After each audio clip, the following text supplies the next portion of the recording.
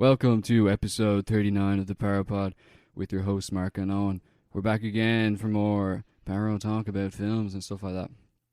It's been a great week for glorious. me, you know, for everyone. How come it's been a good week for you, Mark? It just has, you know? Yeah. Just a glorious... Actually, no, it hasn't been because it's been lashing out rain like pretty much every day. Until today. Yeah, today was glorious. Yeah, yesterday was quite nice until it started raining. But the thing is, like they were saying today was going to be lashing rain. They've been saying every day is going to be lashing rain for the past, 2 weeks. And most of them have. But today, just goes to show how endemic fake news is. You can't even trust the weatherman these days. The weather is fake news. The weather is fake news. Don't listen to the weatherman. He works for the DNC. It's a fact. No, yeah, it's been a good week. It's been a good week. We're recording this on a Thursday because Owen was off at the zoo yesterday. Yeah, Owen took a day off yesterday. I was down in the office by myself. Yeah. In the studio. With the interns. Just mixing it away. Trying to hash it out. But yeah, it worked out in the end. But yeah, how you be getting on? Doing well? The zoo was good. I recommend hitting up the zoo. Yeah, I recommend. What was your favourite animal?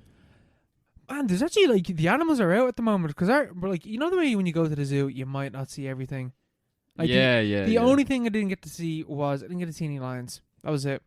No lions? The tiger, let me tell you about the tiger, right? Because that was towards the end. The tiger, because they have a one-way system going through it. So, it's actually quite a good build-up. Because you get to see all the farm animals and whatever. It's a great arc to it. And then you move up. And then I think the next thing you see is a couple of monkeys. And you see these things called, bonos or something. They're called something mad. Bono's there? Bono's there. Yes. It was finally put them behind bars. Mad. I can't remember what the fuck it was called. They were it was a mixture. Bonobos. Bonobos. They look like monkeys, but they're called something else. No, this was like, it looked like Isabel called it.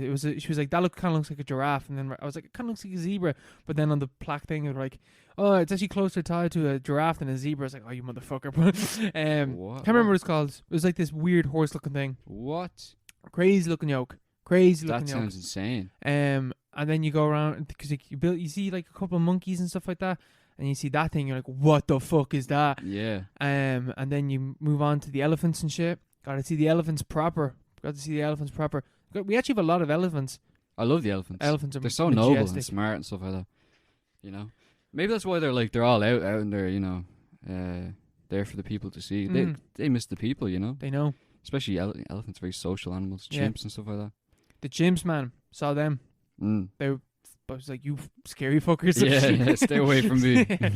So the apes had the baby as well. Aww. A little baby ape hanging on the back. Yeah, ever get when the gorillas bang their chests? Man, and you can hear it for a mile around, Didn't see that, but I saw a fucking ape, he picked up a stick, a big massive stick, and he climbed up on this, they have a hill. He was up on the hill and he sat down with the stick just glazing about. I was like, who is this king? Yeah, Caesar. Yeah. I bow down before thee. And crazy though. The fucking rhinos and shit. The rhinos were class. They're so cool. Little baby rhino. When we walked over, the baby rhinos feeding off the mam. That. Little baby rhinos are so cute. Man, they're so cute. They run like dogs. Man, fucking alright. Rhinos are big, no big bastards. Rhinos are fucking big. Are they? Man, rhinos are fucking massive. How tall would they be? I don't know how tall they would be, how but long? Size of a car. A car? Length of a car. A big car. A big car. Yeah. It's mad that they exist, Just roaming about. Yeah, imagine the first person to see, or maybe the first European to see a rhino. They'd be like, unicorns exist. Yeah. I saw one, but it's on his nose. It's on his nose and he looks like a boulder. Yeah. I saw a boulder with a horn and he's running at me. Yeah. They're gas. You see any hippos? The hippo's in the water, but every 30 seconds he'd come up and just go stick his head back down. But at one stage he came up and you see the head or whatever and oh yeah, his head's kind of small, but then he went down and for a good 2 seconds his body was following him afterwards. He was fucking massive. Yeah. But you couldn't really see him. Yeah. Man, hippos I wouldn't mess with them. They're deceptive. Man, hippos are incredibly aggressive creatures. Yeah. Yeah, I found it today, or not today, I don't know why I said today. I found it this week. That they're really closely related to dogs. Not dogs, whales and shit. Yeah, you can see it. There's something, I can't remember what it is, but it's something back in the day, when animals were first walking out of the water or whatever. One of them or was it dolphins? I can't remember what exactly it was, but one of them anyway got up, walked out of the water, and then some of them ended up going back into the water. Yeah, the whales were like, "Fuck this! I'm going back on. This is terrible. This is terrible. There's not enough food here. And Yeah. it's too hot." So they ended up back in the water, but like the ones that stayed on land turned into hippos, Mm, and the other ones turned into whales or dolphins or something. I can't remember what they turned into. Something like that though. yeah, I think it was whales. that's gas. The whales knew, straight away. They're like, "I don't want to think." Say you there's know? something bad here. Yeah, I don't want to go bad to the vibes moon. out here. Yeah, the bad vibes for the whales. And But then got to see the head of a wolf because the wolf was up at the top, falling asleep. Well, falling asleep was already asleep. Big fucker. You just by tell by the head of it, it's like that's a big fucker. yeah, wolves. How did we domesticate them? Wolves are pretty timid to begin with. I'm pretty sure.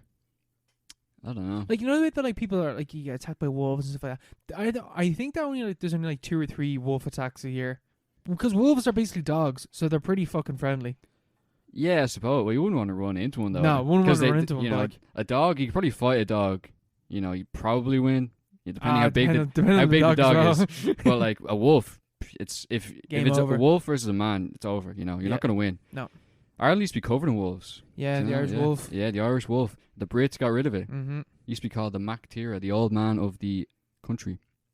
And the fucking Brits got rid of it. Like they got rid of pretty much everything good on this island. They took down the trees and they took down the wolves. And they got rid of the Irish language as well. Yeah. But yeah, I think they're trying to reintroduce them though. Really? The wolves into the natural habitat, the environment, Wouldn't mind that. Wouldn't mind a few wolves. because they've been gone for like 300 years now. But yeah, the wolves. I don't know. Ever see that film Frozen? The prequel, Yes. prequel to Frozen with Elsa and all. Yeah, I've seen it, but like when I was younger. Yeah, that was one of the films that really scared me when I was younger. When he falls and he breaks his legs and he's Yeah. getting mauled by wolves. Yeah, it's like these kids trapped on a ski lift, and they're left overnight, and they're freezing to death. And one of the girls pisses her pants and stuff, and then her legs get frozen to the chairlift. Ugh. It's just horrific. But eventually, one of the guys falls off, snaps his legs. And you see the bones and you all. see the bones and shit, and he's screaming, and the screams are still burned into my mind. And then a load of wolves come up and like eat him alive, and he's like, "Don't look, don't look." That was so scary. It's fucked. It's That film is fucked. I'm pretty sure it's a bad movie now by today's standards, but like Yeah. it's still Well, fucked. it's kind of forgotten because someone stole his name. Yeah, Disney Corp stole the name. Yeah. Frozen. But there was I have no idea why, but for some reason, represent the seals and the penguins, they have the jawbone of a whale. I'm not sure what type of whale, but it was of a whale. Which reminded me of I got a good TikTok this week as well, about like fossils and shit. So you know the way that they're like we probably got dinosaurs wrong. Like the way that we imagine dinosaurs, like when you look at Jurassic Park and all, that's by They used to have feathers and stuff. yeah, they probably had feathers or like more muscle than they do, because there's like a meme of this photo of like a hippo's fucking jaw. A hippo's jaw is fucked. Like they have teeth. They have big, massive, long imagine like a boar. You know, the husks. The like massive fucking teeth that come up like through their canines. like where their canine, like at the bottom Yeah. though, like where their incisors are fucking massive. Yeah. So like if you were to see that and then try to imagine what the animal looked like, you probably wouldn't make a hippo. You'd make something that Like looks a saber-tooth tiger. Or Yeah. something. Yeah. something are way those- more ferocious. Are those teeth? They have the big stump teeth. That's part of their skull. Yeah, is that's it? part of their skull. That's gas. So like the idea then is that like if you were to do that with, dinosaurs or other fossils, you would probably get it wrong. It's called shrink wrapping, where like you just see a bone or whatever and you just like put skin over it and like imagine what it would look like. And I think like that's why we got dinosaurs wrong, because there's like this study or something done where these what do they call when they study fossils? Archaeology. Must be archaeology. I don't know. Yeah, archaeologists, whatever. Yeah.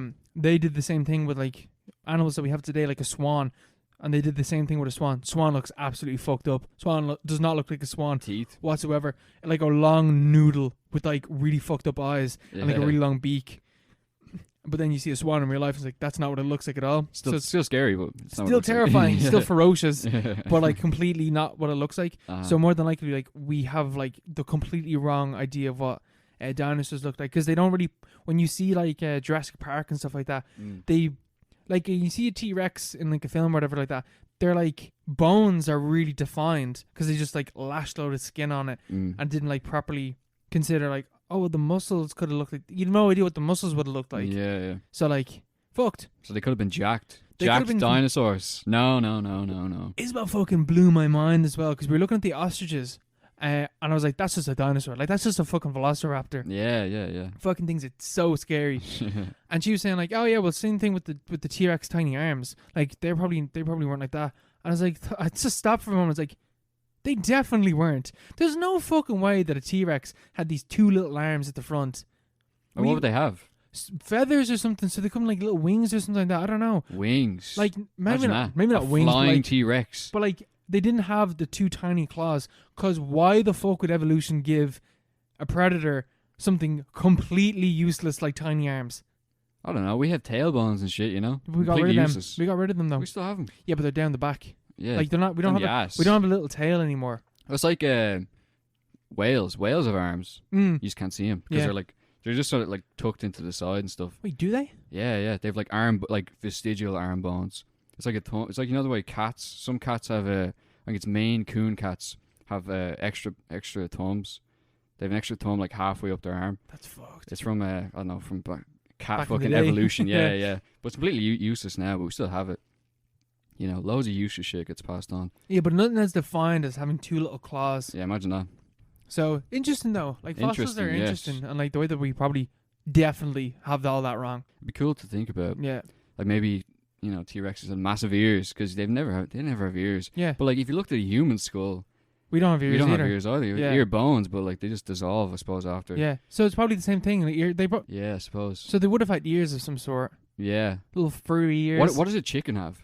How does a chicken here? Maybe do chickens have two little dots in the side? I suppose they must. Because they're dinosaurs, aren't they? But like, if you stuck it, like if you got a chicken, and like you stuck your fingers in the side of its head, would it go in? No, they're too small. If you had like a little sticks, needle, yeah, maybe something would go into the head. I don't know. Do we know for certain that they were closest to birds? Is that like a fact? Yeah, I think so. Because birds like escaped the thing. What you call it? Asteroid. They flew away. Just They're like, flew away. fuck this. We're gonna hang out till this passes. Yeah. Oh, the time scales are hilarious though. You know. Yeah. Like the whole thing. You know the way that it was. I think the Triceratops and the T-Rex. The distance between them is like the T-Rex is closer to us than it was to the Triceratops. But we still stick them in the same plane. Yeah. Even though Scooby-Doo fucking Cyberchase still sticks them in the same dream sequence. You know. A load of bollocks, that film. Completely unrealistic. Jurassic Park as well. Were they even from the Jurassic era? Don't think so. Triassic. Yeah. Paleorassic, whatever. Yeah, that's the thing as well. I remember being younger and discovering that there was different time periods, like the Jurassic phase or something beforehand, and it was one of the smaller phases. Yeah, there was like there's one after. Yeah, no, but like, was there dinosaurs after the Jurassic Park stage, the Jurassic era? I don't know.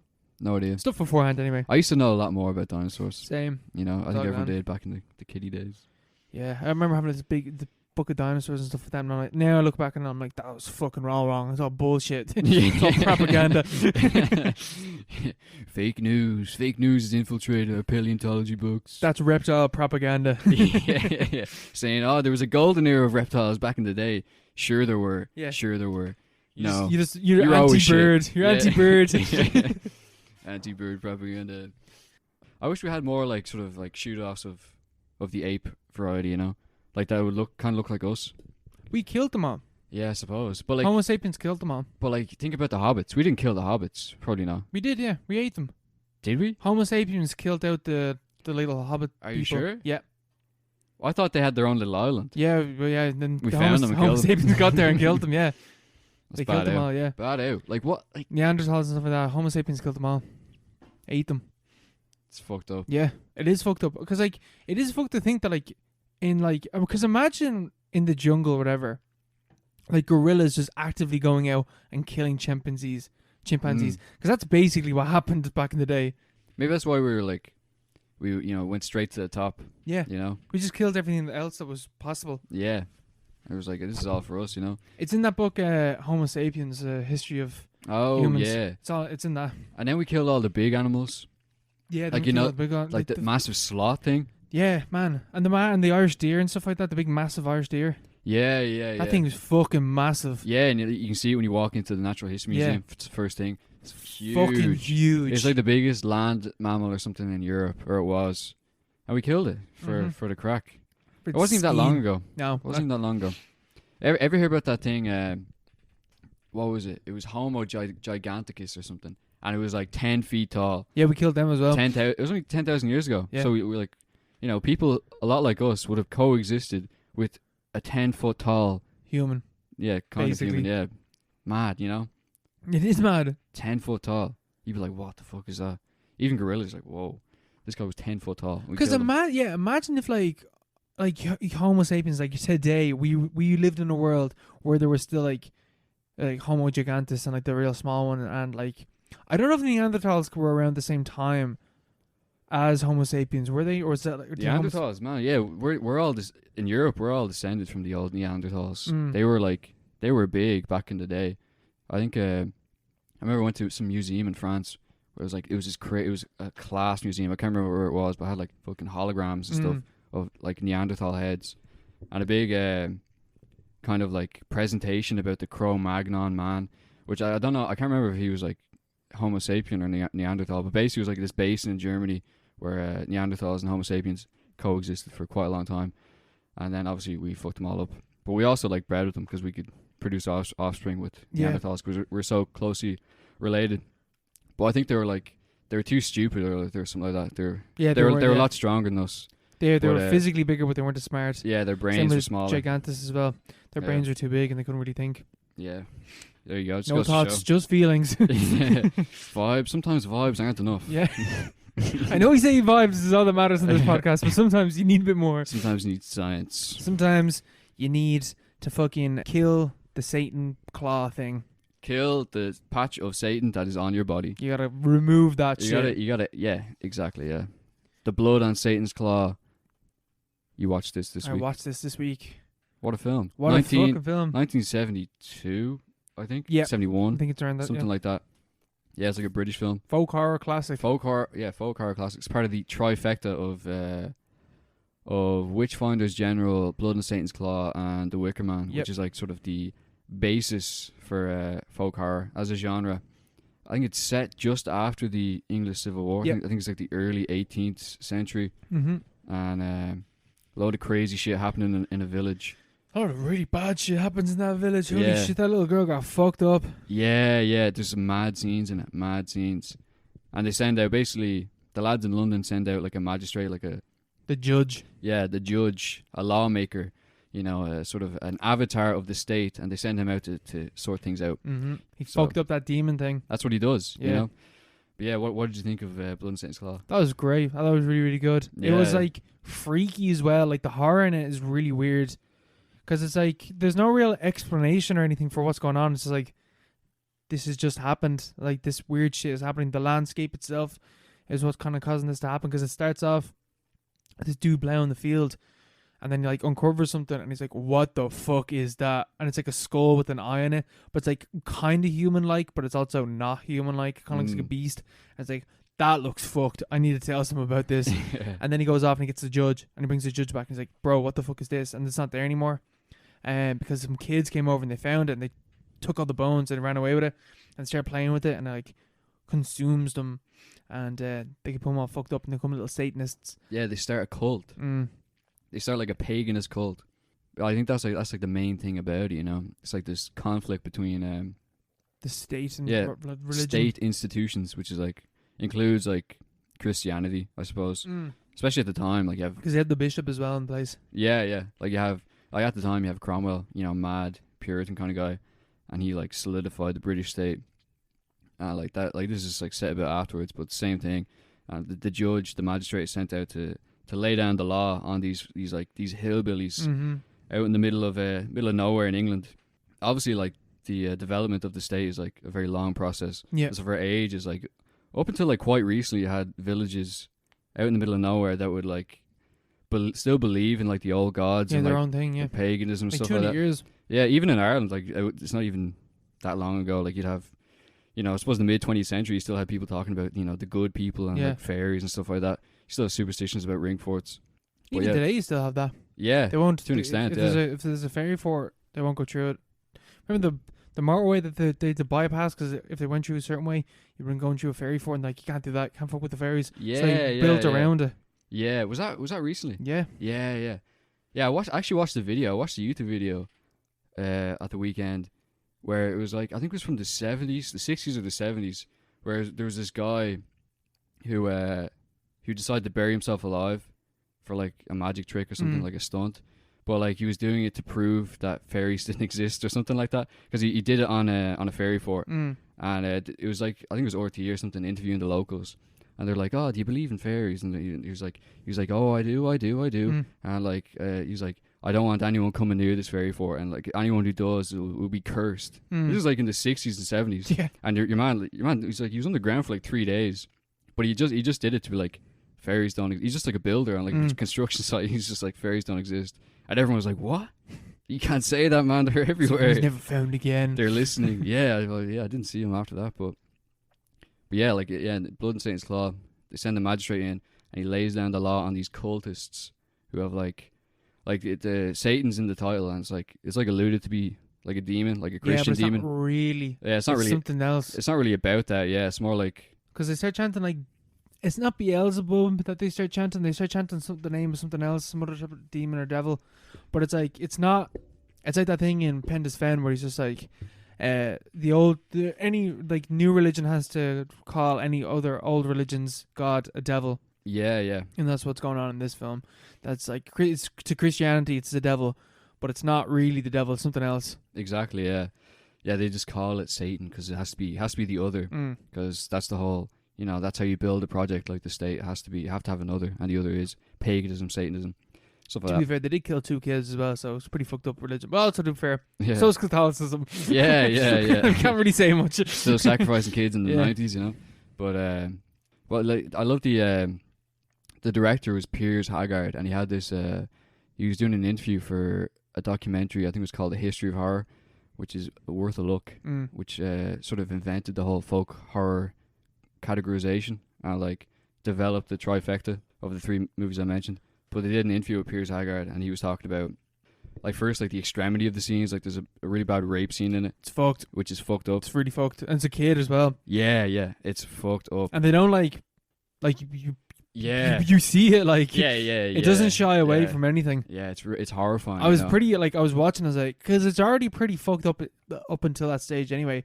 And then when that happens, it's like, what the fuck? I was like, I've never seen that in a film before. Yeah, he said that, or he explained it as like, it was like a really difficult, obviously very difficult thing to shoot, but like, just sort of speaking to like the extremity of like being reclaimed by the land. Like in that scene, you get a real sense of how all the kids, like, it's the kids in a circle watching it happen, and they're all cheering it on and stuff. It's like getting a sense of like, these people are like almost not human anymore. No. The forces at play here aren't understandable. Yeah, which is, in a way, then it is kind of Lovecraft. Not even Lovecraft, but kind of cosmic horror. It's like, it's kind of outside of human understanding, but like, its forces are at play, and we can see those effects happening on screen, but like, can't really I can't say... Put a box in it. Yeah, like, this is what's causing it, because it's too hard to... It's not... There's no defining features of the horror, really. Yeah, because the whole thing is, with folk horror, and with this film in particular, it's about like the land sort of overcoming the individual. There's so many shots. Even the fact that like plowing the land, and he uncovers this evil, plowing the land. Yeah, and they have that scene is actually really, you mentioned that scene as well. You said that a lot of the shots were taken from ground level. Yeah. To get a sense that this was like an evil like coming up through the land. This is something that was possessing like the villagers and stuff like that, but something that was like kind of inevitable. That was always going to be there. I was always watching. It was always lurking underneath the surface. Yeah. And they have like an incantation, like in like the scene where they're sort of bringing the Satan's claw together, the demon thing together. They're like, oh, come out from the furrows, the fields, the fens and stuff like that. It's all just about the landscape, the farms, and like the actual soil underneath your feet, which is obviously something we only have brains. There's only a certain amount of space in there, and you can't ever. We've gone out. What the fuck? We've lost power. So we just got fucking haunted there. Oh god, they're watching. The good people know about what we're saying. What the fuck was that? That was weird. That was very, very strange. It just unplugged itself. Yeah, the headphones just unplugged themselves and like that was powerful. That's fucked up. It's not even Halloween. No, what It's the middle fuck? of May, like Yalton, man. Yeah, it's the fucking maypole. it's the fairies, man. It's the fairies. It's the Wicker Man. Oh my god. Fucking hell. Yeah. What were you saying about the landscape and Yeah, our heads? it's just like, only have a certain amount of space in your head. You can't ever obviously encompass everything outside your head in there, Yeah. You can't ever understand that thing, which is what folk horror is about, which is why this film's kind of like creepy in like a sort of ineffable kind of way. You can't really pin it down. Yeah. Which is, it's just creepy to watch. It's fucking creepy film. Yeah, just Like, weird things. When the first girl starts going crazy and like she's going ballistic upstairs or whatever. Excuse me. And the like auntie or something of the house goes up to her and she just fucking lashes out at her and like claws her face. Mm. And then she's being brought away to be taken care of, and the girl that like scratched her face is being brought away, and her like fiance or whatever is like watching her go away, and she puts her hand down on the banister and it's just a claw. Yeah. And it's like, oh, what the fuck? And then it's never like really brought up again. It's like, what the fuck is going on there? Mm. And then he stays in that room, and then he starts like fighting something in the dark, and he starts like stabbing something, and then his uncle or something comes up and he looks at him and he's stabbing the shit out of his own hand. Yeah, It's like driving the people against themselves as well. It's fucking it's so creepy. It's very creepy. Very creepy. And the fact stuff. as well is like with folk horror, a lot of time, most of the horror just takes place during daytime, out in the fields, out in the wilderness. Like you're never ever fucking safe. There's a sense of like foreboding dread in folk horror that is just it's so like fucked up. inescapable. It doesn't matter if it's dark or light. Mm. Yeah, most of it is during the day. Until you get to like the final scene. Because the whole thing is that the people are being possessed, and like through being possessed, they develop like a patch of fur on their bodies, and the demon's plan or whatever is that each person develops like a small patch, And they flay themselves. together, they all flay themselves, and together all the different patches assemble the demon in his like final form, which is the whole thing with like people. It's like it's a cult thing. Yeah. It's like every member of the cult is equally invested, equally sort of important. Yeah, equally important, equally part of the demon. Like the demon isn't really a thing in like a singular body. It's like it's all of them. It's in all of them. Mm-hmm. It's part of all of them. And other people that aren't even engaged in the cult are being infected with the fur as well. Yeah, exactly. Yeah, which is another aspect of it. It's like a contagion. You can't escape it. But yeah, like the demon got fucked up as well. The demon, Big old blade went through him and stuck him on the fire. Yeah, the magistrate shows up and he has a sword. Big phallic imagery. Yeah, there's definitely imagery there about just that. a big dick. the male kind of figure of authority coming in to lay down the law. Especially because the cult is being led by a woman as well. Yeah. She's so creepy in this. She is so fucking scary. Yeah. I can't remember her name in the film. But she's fucking scary. It's crazy eyes. And then he just comes in with a big, massive phallic imagery. And he sticks his furry beast and sticks it on fire. Yeah. And then the demon's toast after that. Yeah. Order is restored to. Law is returned. The state has engaged. Yes, the state has vanquished this demon from early modern Britain. Yeah, like that's the vibe with it. It is. I really I love this film. Yeah, same. But it is what I like about folk horror as well is that like sometimes the folk horror shit is like liberating, and like especially in Penda's Fen, and a liberating thing. Whereas in like, it's still kind of folk horror. I would still kind of classify Penda's Fen as folk horror, but not really. I definitely would. Yeah. It's not really horror. I don't know. Penda's Fen is so weird, but it's not really horror. Yeah. I know what you mean. Whereas like with Blood and Satan's Claw and. I haven't seen Wicker Man. I wouldn't even say Wicker Man isn't like Wicker Man is definitely folk horror. No, Wicker Man is folk horror, but like the like pagan aspects of it in Wicker Man are kind of like they're pretty equal to like what's going on. Like the guy, the policeman's ideas of like religion, whatever, are like his ideas of like Christianity are like kind of ridiculed as much as the ideas of paganism. Like it's pretty equal. Whereas in this one, it's very much like pagan beliefs must be destroyed by the state. Yeah, I don't think he was going for that kind of like. No, I don't think so either. It's the same in Witchfinder General, which is kind of about the same thing, where like this is crazy guy going around, sort of convicting witches and stuff, and he's a complete fraud. He was a real guy, a complete fraud who like did show trials and stuff of innocent women during like the Civil War in England. Yeah, and he's not even really associated with any one side. Like he was like sort of operating under the authority of the state, but the state at the time was like under Charles's authority. Yeah. And they were like, who the fuck is this guy? At the same time, Cromwell was coming down. So he's just sort of like, it's like an outcast kind of thing. But at the same time, he's vanquished by a soldier from Cromwell's army. But like, it's like a tragedy kind of thing at the end. So it's like, it's it's coming out from all angles. In like Wicker Man, like Wicker Man's almost it's almost like a futuristic cult, you know? Yeah, man. Because they're not, so good. Because they have nothing to do really with like the old beliefs of the village, because they invented their beliefs and they're honest about it. They're like, we tried Christianity and we didn't like it, so we decided to make up a new thing, go back to the old ways. For us. Yeah. So like that's Cramps almost are failing. You know, it's like, you know, the past is almost the same as the future. It's like, you know, the land is just going to reclaim you at some point. It doesn't really matter when or who does it or whatever. It's very dynamic kind of horror. It's great. Yeah. Folk horror, and it's such a small genre as well. There's only a few things that you could really classify it as folk horror. There hasn't really been that much folk horror in the last couple of years. No, I don't. Like Midsummer, yeah. Midsummer is folk horror. I don't know. Like it's just like sort of a copy of The Wicker Man, isn't it? You know? Yeah, in a way. Which is the thing. Yeah. Like there's not much folk horror I can think of from like the last couple of years, or even like anything outside of the 70s, really. Yeah. There's pretty much nothing. Yeah. There is a film I want to watch, Redshift, which is apparently a folk horror kind of thing, kind of trip. Play for Today. It's one of those part of that series. One of the greats. that Pendus Found was part of.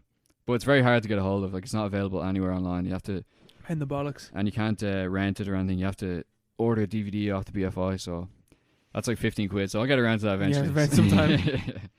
But yeah. Talking about alternate beliefs, Mark. I believe you watched Last of the Mohicans this week. I watched The Last of the Mohicans, a film I've never seen.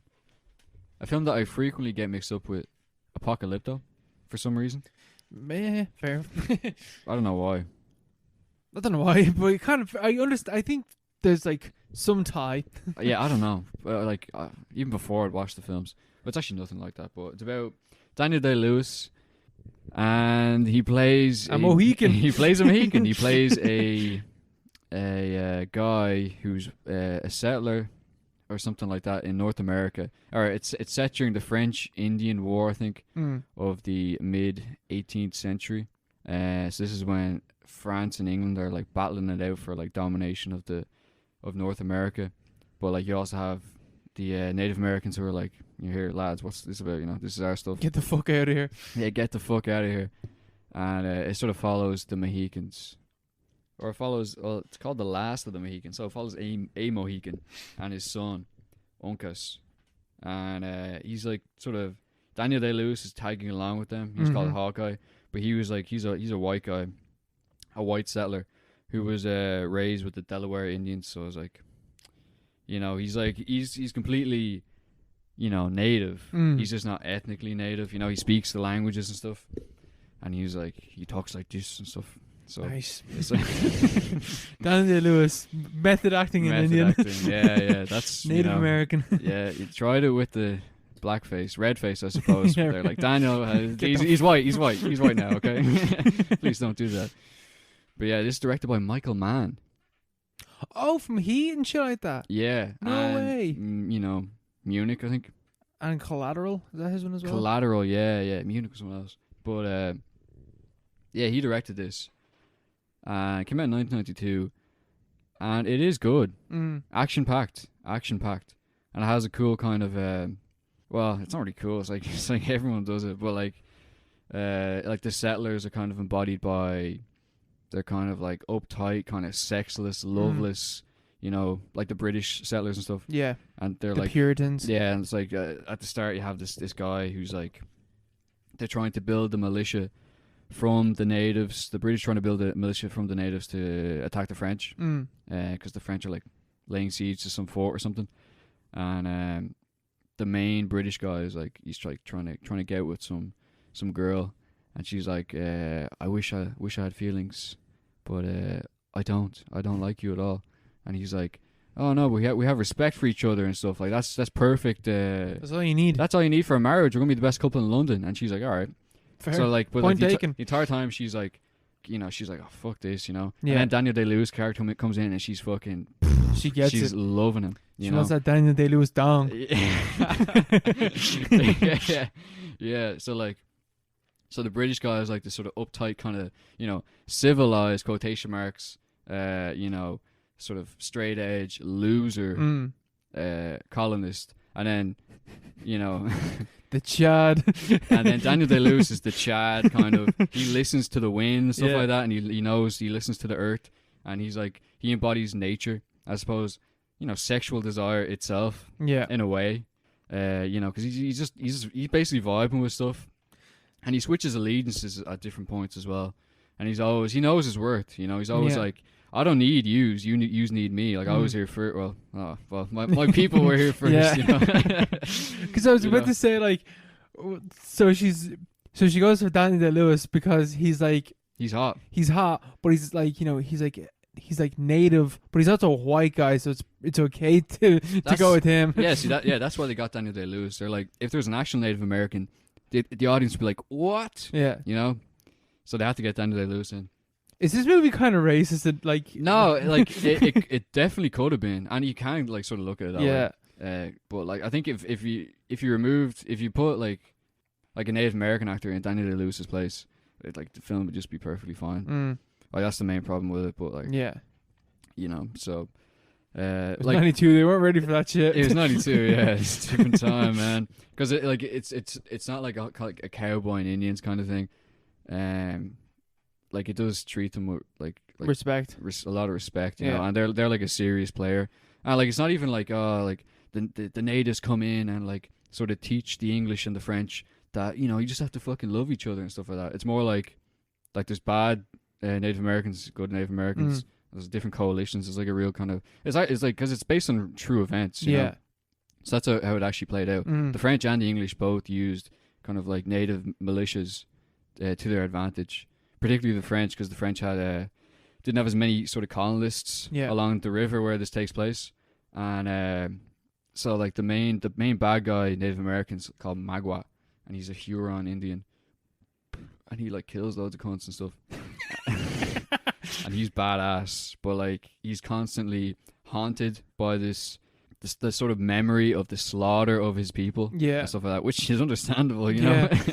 Fair enough, bro. Fair man, fair Magua. But he has this vendetta. He works with the French because he has this vendetta against the British. And the main British guy is he calls him Grey Hair. I can't remember his actual name, but he calls him Grey Hair, and he's an absolute cunt. And he's a cunt to everybody, including Daniel Day-Lewis. And there's a scene towards the end where they have a big battle. It's all hand-to-hand combat. It's really cool. As well as shot, because Michael Mann is... When I watched Heat, it was like, Michael Mann, you know how to fucking shoot, bro. That's a beautifully shot film. Yeah, his action is like His action very, very good. Oh, you know? yeah. There's a lot of weight to everything. The heist scene in fucking Heat is unreal as well. Yeah, I have to watch that. But like, there's a lot of weight to everything. Like a lot of violence, but there's a lot of weight to it. Yeah. And that's what you want. It's all done with like a kind of sensitivity, you know. Not in terms of like being, it's just being sort of truthful. Yeah. And it's violence.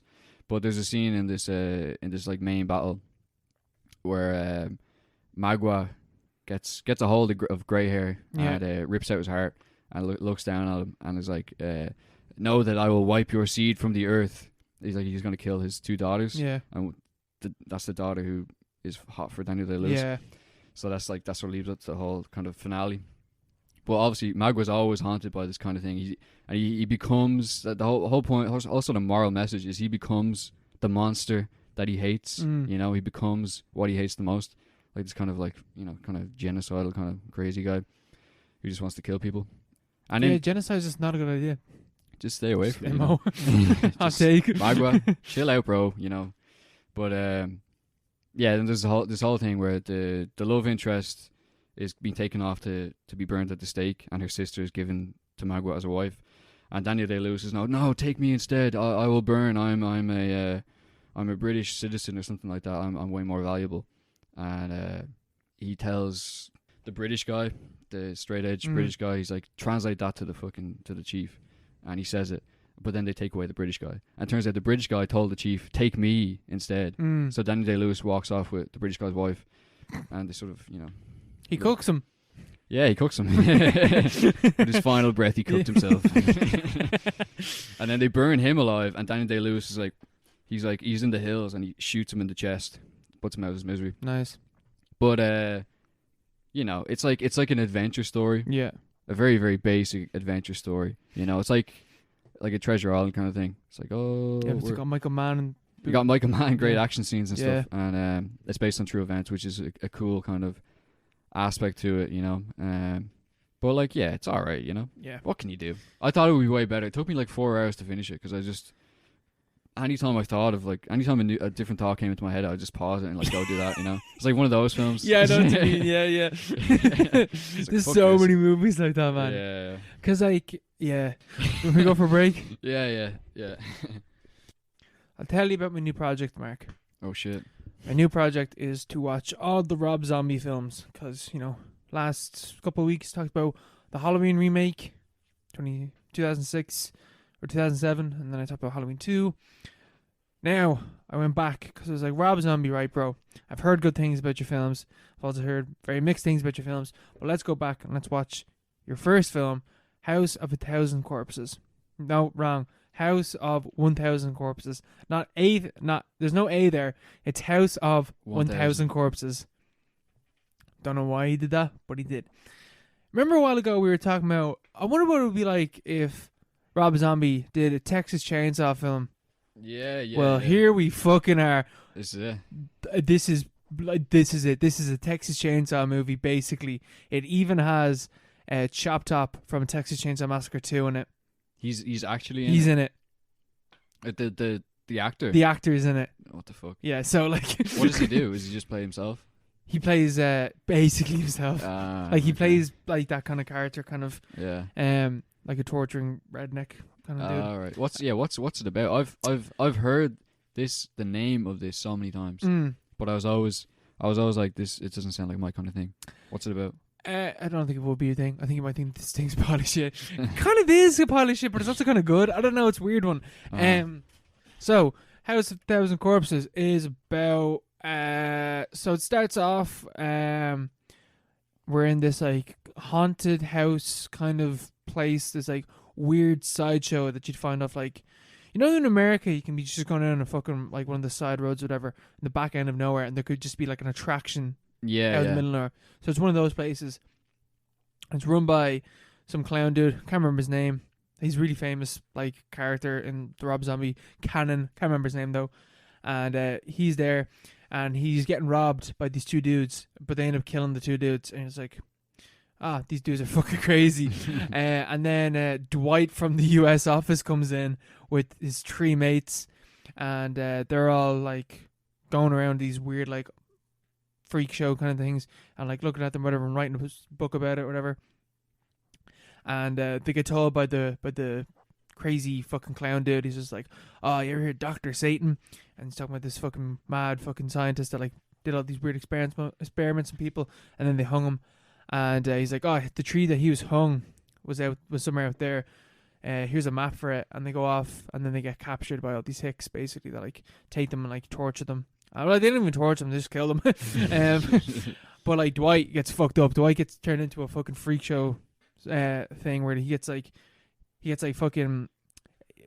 fucking strung up on a fucking board, and they hack off his arms while he's alive. And then then they show his girlfriend like the aftermath, and they have sewn his like body onto like the end of a fish, so he's like a fish boy type of thing, and they're gonna show him in the shop.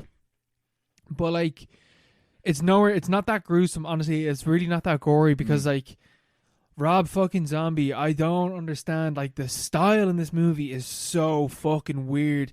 It's so all over the place. It's really messy. It's like I can't even really describe it that much. It's like there's moments where it's shot in like negatives, and like it's all like distorted, and then there's moments where like, in like that's Veronica, where like there's moments where like the segment bits where they talk to you. Like, yeah, like sort of, it's like a presentation kind of thing. It's kind of like that, but like it's like you're watching a TV footage of this like really weird show, and like that's what's going on. But like it's not like, but like the main killers are the ones presenting the show, but like they're not doing that they're not doing that within the film. It's just like these moments of like stylization where it's just like, oh yeah, they're like doing this shit, and there's this like kind of found footage type of shit. Right. But like it serves absolutely no purpose. Like the format serves no purpose whatsoever. It's just kind of like a carny show. I think what I'm going for. It's kind of going for like, whoa, isn't this movie fucking crazy? I was like, yeah, Rob, I mean, it is fucking crazy. You're basically doing a remake of fucking Hills of Eyes and Texas Chainsaw Massacre. Yeah.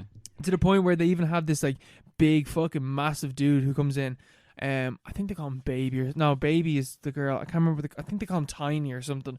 He's this big, massive fucking dude, and he's wearing like a leather mask. And it's like, Rob Zombie, I get it. Leatherface, yes. And he comes over and like he sits down, and they're like, Tiny, can you go and do this? And he's like, yeah, whatever. He doesn't say anything, just gets up and he does it. It's all like, it's just that kind of shite, whatever. It's not really that gory. It's kind of tonally so extreme where it's not really scary. It's kind of, I was watching it. This might have been said before somewhere, but like this is junk food horror. This is like the McDonald's of horror. You're just watching it. It's like a greasy fucking burger. It's like, it's shit, but it's also kind of good. Yeah. Everyone can appreciate a McDonald's once in a while. Exactly. Yeah. It's nice to fucking, you can get a nicer burger. Yeah. But the McDonald's is still okay. It's cheaper. Yeah. This is cheap fucking horror. Yeah. So it's like this, the whole central conceit of like a carnival kind of film. Yes. That sounds pretty cool. Yeah. The conceit is like a haunted house kind of ride that you're going through. Yeah. But like, that's a good idea. Kind of like psychedelic in a way. Yeah. Was this one of his comics? Or was this just a film? I think this is just a film. Just a film, yeah. But for like a first time film, I'm just like, this is pretty good. Like, is this his first film? This is his first film. All right. What year was it? 2000 something? 2003, I think. All right. 2002. Yeah. So like, pretty good. Like honestly, I was like, this is pretty fucking good, Rob Zombie. Way to fucking go. Way to fucking show me up that you can actually do this shit. Then I watched The Haunted World of El Superbeasto. That's a bad start. I wanted to bleach my fucking eyes after watching this thing. This thing came out 2009. 2009 was not a good year for Rob Zombie. Got fucking Halloween 2 and this fucking thing. 2 films in 1 year. Like, that's pretty impressive. Fair play. One of them being animated. El Superbeasto was animated. Maybe should have, both 2 like not great films. Maybe should have just made 1. El Superbeasto is not even not great. It's one of the worst things I've ever fucking seen. Oh god, this thing is a fucking abomination. Holy shit, it's so bad. It's fuck. I can't even. It's really hard to talk about because like it's so fucking all over the place. It's basically just like cartoons writing for half of it, and like the same joke happens multiple times. There is so many lick outs in this film. What? So many lick outs in this cartoon lick out. But like it's shot from like the male vagina's viewpoint. No, we don't get it. There's no handmade shit in this. There's it's like shots of like the fucking male figure will go down, or like he'll already be down, and then the girls just like have her legs up in the air, and it's like, oh, whatever fucking bullshit that fucking Rob Zombie is like. This is what a girl's like when she's coming. And then fucking. Yeah, it's just that type of shit. And there's so many fucking tits in this movie. Oh my fucking god. Veronica levels. Or showgirls levels. Showgirls levels. But there's also like, there's one character and she can fucking like blow on her thumb and her boobs get bigger. But like, like massive. Like she used to like hit people. That's hilarious. It's not though. It's not. It's cringe-inducing when you're watching it because it has all the energy of a fucking 12-year-old that has just watched porn. That's the thing. These men, Rob Zombie, infantilized. If you get famous, as a rock star, you're gonna live your life as a child. It just goes to show. Glenn Danzig, Rob Zombie. I don't know other examples there, but like that's just the thing. They obviously have an obsession with boobs. Oh man, do they? Holy shit. Rob Zombie's a boob guy, let me fucking tell you. Yeah. There's so many boobs in this 2 thing. boob guys. And like the fucking humor in it is like the worst of like Family Guy and shit like that. It's so bad. I'm gonna show you clips of this, on the break, and like when we go for a little break in a bit after this, I'll show you some of the clips. Actually, no, you know what? Fuck it. We're gonna hit pause for a second. I'm gonna show Mark bits of this, and we'll come back. God. So, Mark, what do you think about that? Oh no, no! He starts farting rats, and it's like, just like, yeah, it's like, yeah, it's just boobs everywhere. You know, he's Awful sex. awful sex and stuff. That's just, it's just like it is. It's like a Cartoon Network, a cheap Cartoon Network show, but like for some reason it just talks about sex the entire time. What's the target demo here? I think the target audience for this thing, like we were just saying this before, but I think that the target audience for this is like kids that grew up in like the early 2000s, but they're like 12, 13, and then this thing came out in 2009, so I guess they're like in their 20s at this stage, and like, oh, that's like Ren and Stimpy, but it's got boobs and violence in it, so it's cool and it's funny. Yeah, it is like Ren and Stimpy. Yeah. But it's so fucking bad. Yeah, it's like in an unfunny way. Like you can smell the kind of person that would like this film. You know, you can smell them. Be like, oh, you know. Oh, I can smell the Dorito and like smell their room. sweat. You know, smell their room. Stay at them. It's fucking awful. Thing is 70 minutes long, 77 minutes long. It's taking 4 fucking hours to watch it. Yeah. Because I was just watching, I was like, I need to get through this because I fucking said I was going to watch every Rob Zombie movie, but my fucking God. Second hurdle. Like every 5 minutes, I was like, I need to take a break. Yeah. It was so bad. What's the general plot? The general, like the loosest premise. The loosest possible premise I can give you is El Superbeasto is like an all-star. He's like famous for some reason. You're never given a reason as to why El Superbeasto is famous. He just fucking is. And he goes to a strip club, and one of the strippers there is really hot and he wants to fuck her, and she gets kidnapped by Dr. Satan, who's the bad guy, because she has 666 on her ass. Is she the one who was like being carried by the gorilla? By the gorilla. With a British accent. They fuck at the end of the film. The gorilla and her fuck at the end of the film. What the fuck? So Dr. Satan what the fuck? marries her.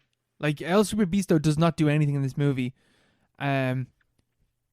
Satan then kidnaps her and marries her, and then turns into a demon, like a big massive Satan, and kills a load of people.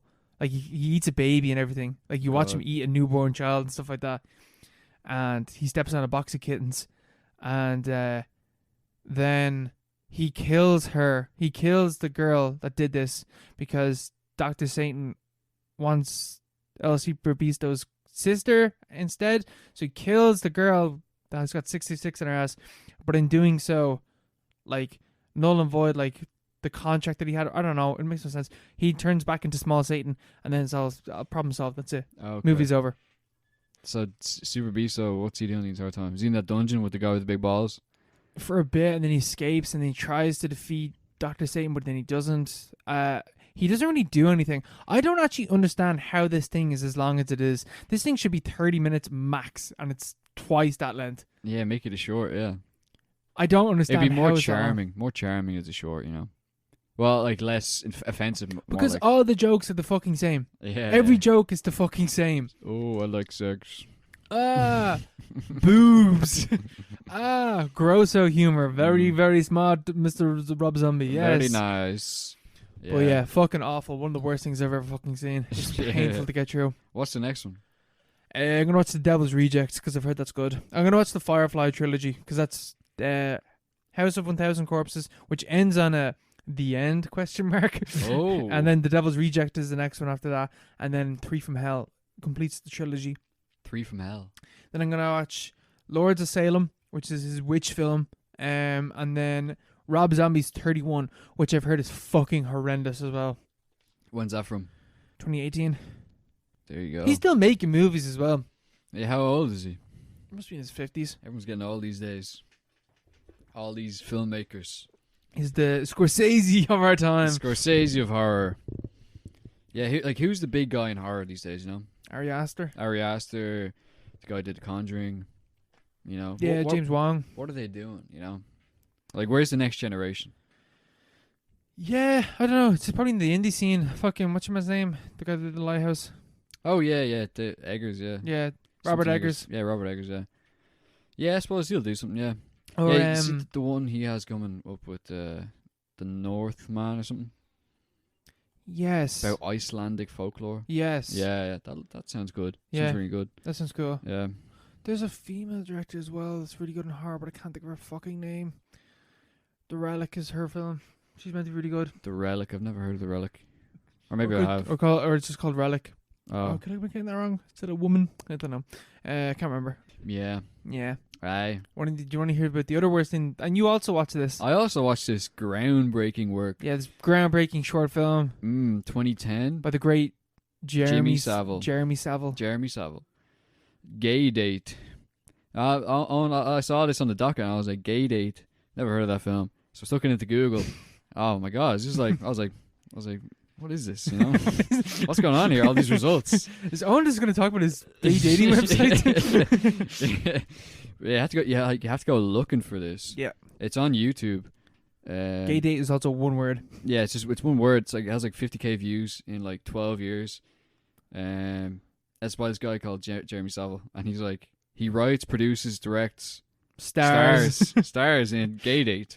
It's about a man who goes on a date with a woman, but it turns out that he's gay.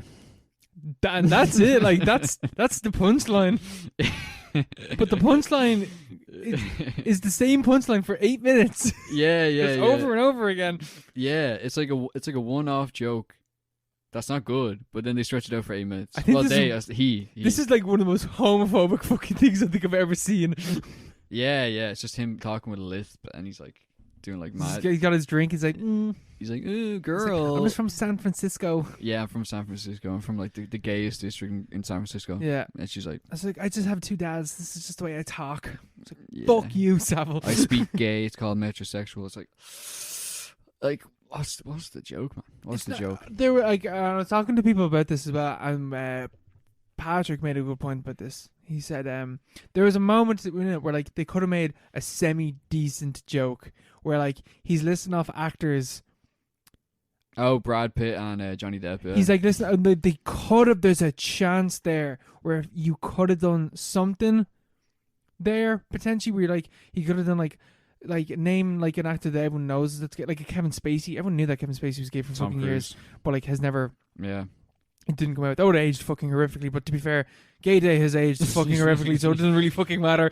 Yeah, this is aged like Kevin Spacey. Yeah, this thing is the aged before it even fucking came out. Like, even in 2009, people are like, what's the this fuck about? is this? This is bad out. Oh god, it's so fucking bad. It's just horrific. But like Jeremy Savile, it's just what complex does this man have?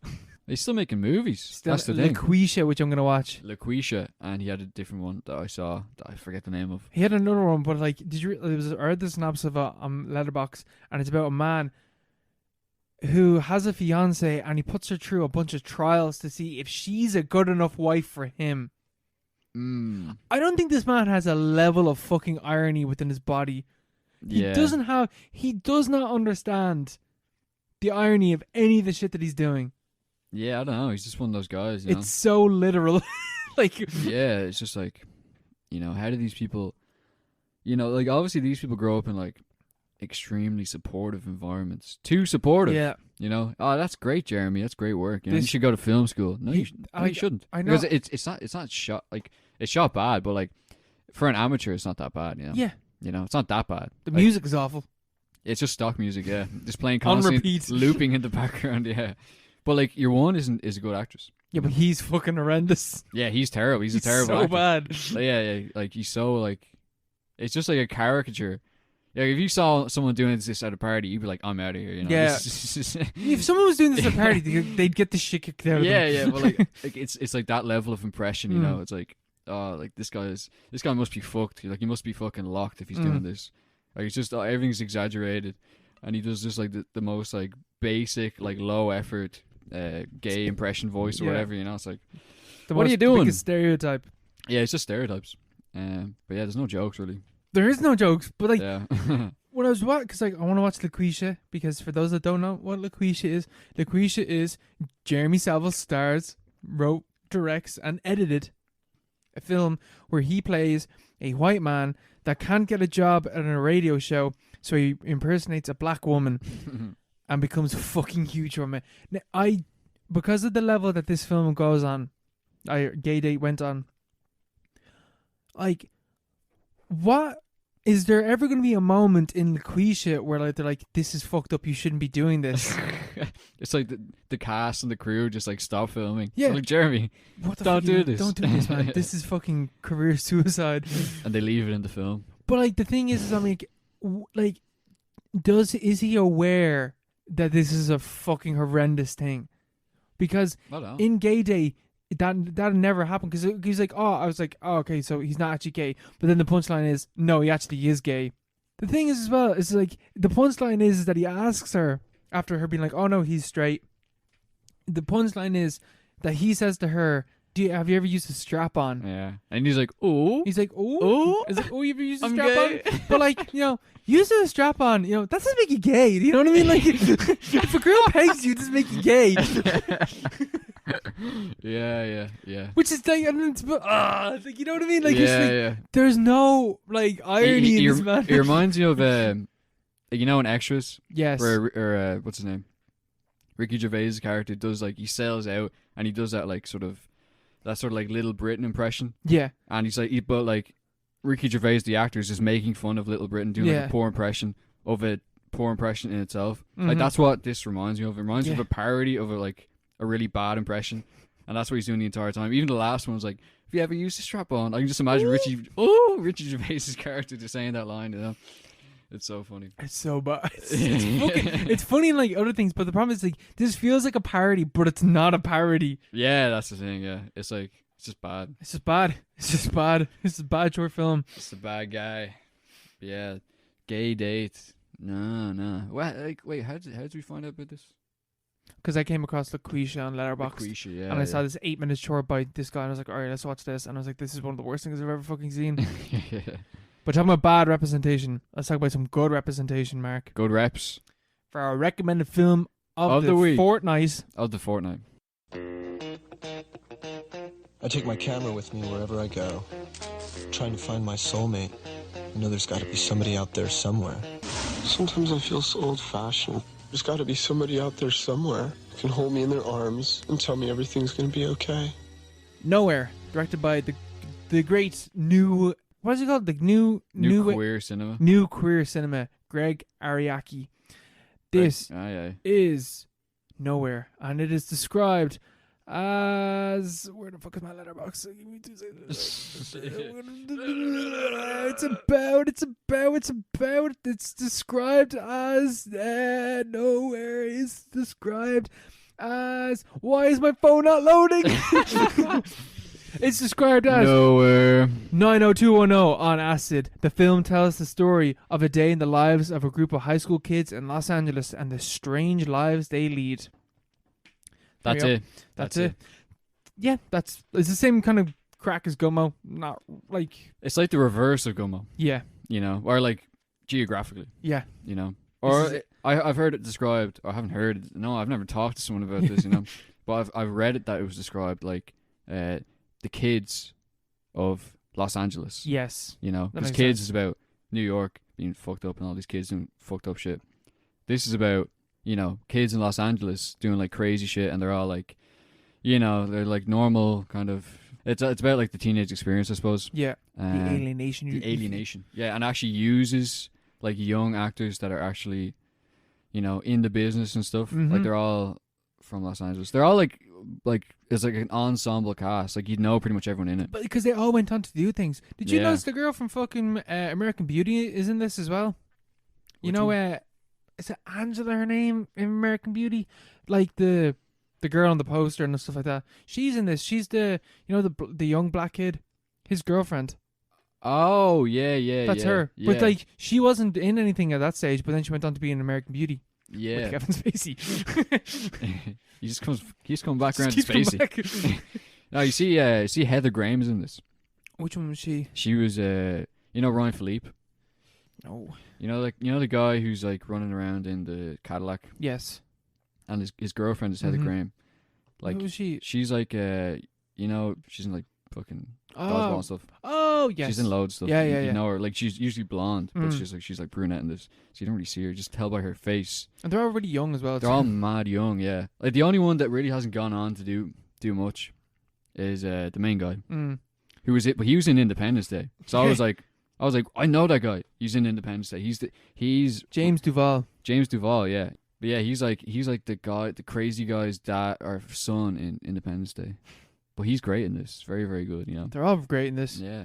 A lot of 'Cause great acting. Because it is like 90210. That's like it is like a fucking like home. What's that fucking Far From Home or Home and Far? What are the fucking that Australian TV show is? You know that Home one? and Away. Home yeah. and Away. Yeah, that thing. It's like Home and Away. Yeah, it's like Home and Away, or like any of these are kind of like any of those kind of like teen soaps. Kind of. Yeah. It's kind of like those type of shows, but like it's crazy. heightened Yeah. to like a fucking bizarre extent. Yeah, really weird way. I didn't like it for the first like 20 minutes. I hated the fucking start at I the was start, Yeah, but then I kind of got into the I was vibe with like, it. it was like the whole thing with like the shower, even the shower opening. I was like, oh, fuck that. Yeah, same. I was like, fuck this. Yeah, he's like in the shower. Can't remember what he was doing.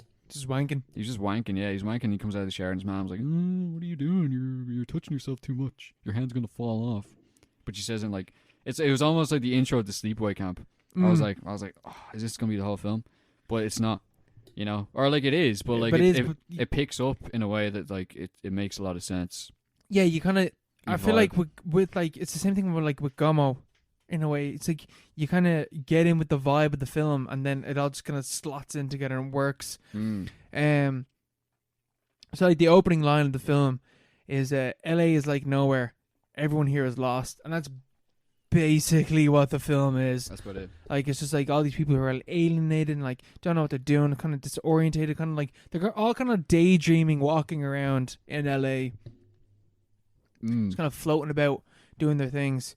There might be a few aliens, and then it all comes to a breaking point at a party at that night. This all takes place over one day as well. Yeah, it's all set during one day, and I love the conceit of like everyone's kind of like looking towards this party. You know, this kind of like, you know, if we can just get to this party, everything's gonna be all right. You know, but it's just like later on in the evening, and everything happens during the day, and all this mad stuff happens during the day.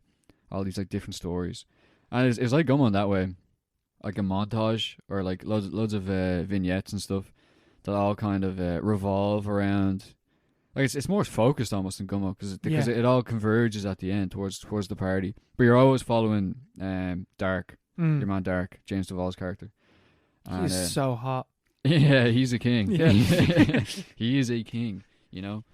And it's like all these like different. It's like a constellation of like relationships. Like everyone's riding each other and stuff, or like pining after someone else.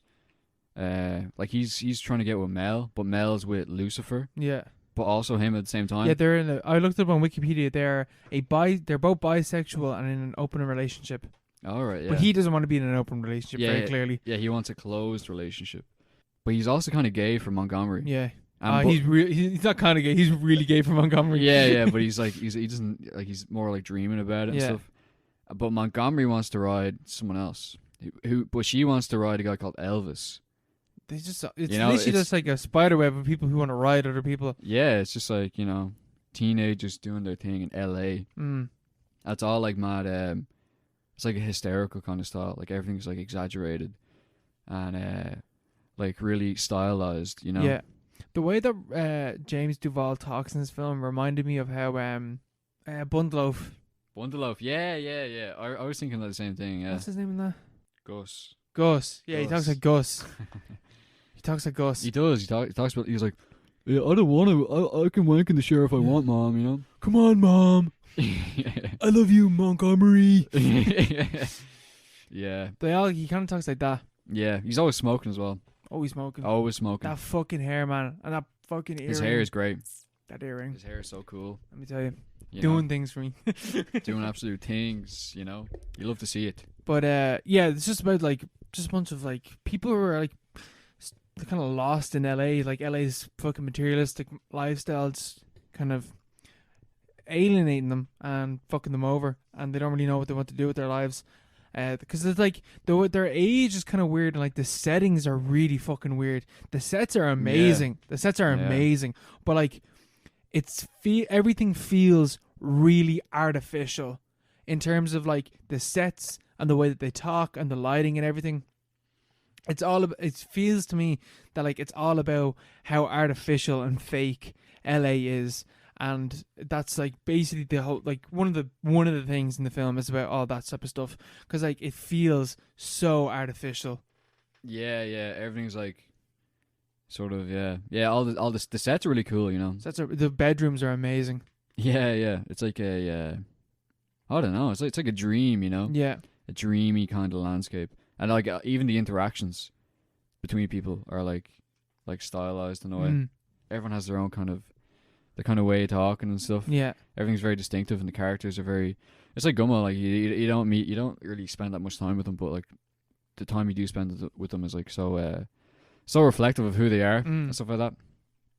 And like the cool slang and stuff. Yeah, I remember there's one line where like one of the guys was like, "Oh, did you hear what happened to Marcus? He's like, his butthole fell out and he has to have surgery." Dark was just like, "Oh, heavy," you know. Yeah. They just keep walking. It's just heavy. Like heavy, man. They have all this all that kind of lingo. It's like, "Oh, that's heavy. That's radical. Like that's, you know, totes amazing," and stuff like all that stuff, you know. All that shit. But it's like there's like constant haze of the 90s kind of vibe where everyone's like sort haze is a perfect description. Yeah, everyone's kind of like just like living in a sort of depressive kind of haze, you know. It's like Nirvana kind of, a drug that kind of vibe. haze. Yeah, where everyone's on Prozac. Prozac is mentioned a few times in the film, I think. and E. Yeah, and they take loads of drugs and stuff. And there's a drug dealer prominent in the film. One of the guys overdose, or no, he doesn't overdose, but he takes heroin and stuff, I think. Yeah. And he sticks his head in an oven. So it's like a lot of very depressive kind of, you know, tendencies. Yeah, Self-destructive as well. Yeah. Because you have that guy that like later, like the end of the film, picks up the can and beats that dude to death with the can. But it's like kind of comical the way he does it, but like it's also really fucked up and intense. Yeah, and like his whole character is like he's like hyper masculine and aggressive, but his like sexual kink is to be tied up and like humiliated and stuff like that. Yeah, it's like the duality of man. Yeah, you know? Something about that. But like he's like a big contrast to everyone else, because everyone else is like, yeah, dude, you know, everyone's like sort of chilled, you know, chill, but also like, oh, I hate life and stuff like that. Yeah, like Dark hates his existence, you know, basically. And like he's like sad basically for the entire film. He has a great line at the end where I have it quoted here. He has a line like towards the very end where he's like, "Our generation is going to witness the end of everything. You can see it in our eyes. I'm only 18 years old and I'm already doomed." Yeah. It's like that's bad vibes. That's his character summed up, and that's basically all the characters. Like he's like, we're the last generation and we're fucked. Yeah, the last man. He's like 50 now. Yeah, I know. Don't worry, James, he survived. Yeah. You kept going, but did he really? You know, that's the thing. The 90s, very strange time, very very strange time. It's film 97 as well, isn't it? 97, yeah. Right before the millennium. It's like where do we go from here? I suppose. Yeah. You know, that's the vibe you get off most of those films that are thinking about the 90s, or like any art that's thinking about the 90s, you know. It's kind of, everything's kind of like sort of in a haze. Everyone's kind of like, oh, it's sort of depressed and stuff. Yeah, there's nowhere to go now. Yeah, what's that about? You know, what's the what does that mean? You know, and where do you go? Yeah, like there's the big thing in the film, or like it's not a big thing, but like throughout the plot you have the space aliens, like there's actual aliens. Yeah, like everyone's alienated, but there's also an alien running around with a gun. I thought that was an hallucination, but then it just straight up kills three people. yeah. He kills Montgomery, or no, he abducts him.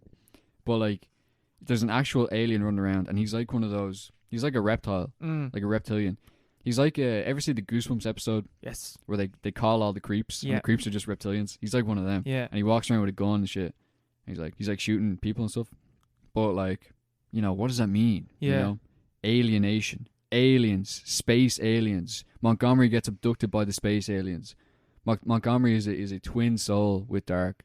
Because Dark can see the aliens, but he's never like he never really interacts with them. He's like haunted by them. And like haunted by their presence.